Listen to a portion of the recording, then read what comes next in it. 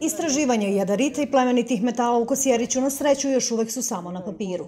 Mnogo više brine podatak da je studija koju je pre 2 godine naručio ekološki pokret pokazala da je zemljište u Kosjeriću kontaminirano teškim metalima, niklom, hromom, vanadijumom i arsenom, a koncentracija nikla na prostoru vrtića i škole 13,5 puta je veća od dozvoljene granice. Opština Kosjerić po pitanju kontaminiranog zemljišta u vrtiću ima planirana sredstva u iznosu od 2,5 miliona dinara koja se mogu iskoristiti za izradu projekta i apliciranje za sanaciju tog problema. I to je sve, reče većnik, pravdajući se da je skoro došao na funkciju. Njegova koleginica reče, ali ne u kameru, da su od Ministarstva za lokalnu samoupravu tražili sredstva za rešenje ovog problema, ali da ih nisu dobili. Najavljena mini botanička bašta u krugu škole neće rešiti problem, već je neophodno skinuti do 3 cm humusa i postaviti novu zemlju. Zamolili smo je da to prokomentariše.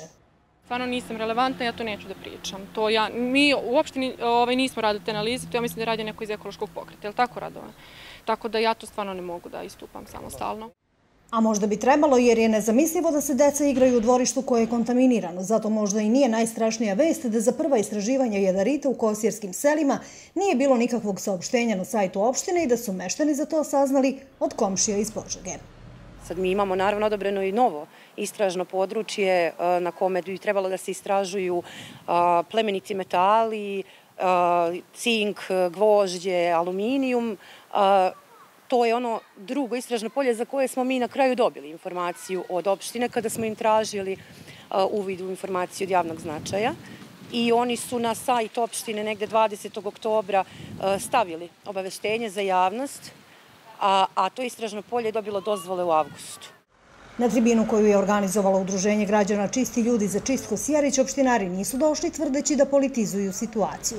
Iz ekološkog pokreta ističu da će se protiv ispitivanja i eventualne kasnije eksploatacije litijuma boriti kao što se sada bore protiv spaljivanja komunalnog otpada u cementari. U sva obećanja, u sve one lepe reklame na televiziji ostalo, znate kako, kad kod nas dođe strani investitor, sve to lepo obećanja su, da će da bude fantastično. Međutim, život nas je naučio da sve to se posle nekako zaboravi i onda ono što je trebalo da se uloži u zaštitu životne sredine, to dolazi nekako na samom kraju. A možda bi ipak trebalo prvo rešiti problem sa početka priče. Zemljište kontaminirano teškim metalima zameniti novim, pa tek onda praviti botaničku baštu. Na konstataciju da su prošle 2 godine, a da ništa nije urađeno i da u taj vrtić i tu školu idu njihova deca, mladi većnik reče: ja još uvek nemam decu.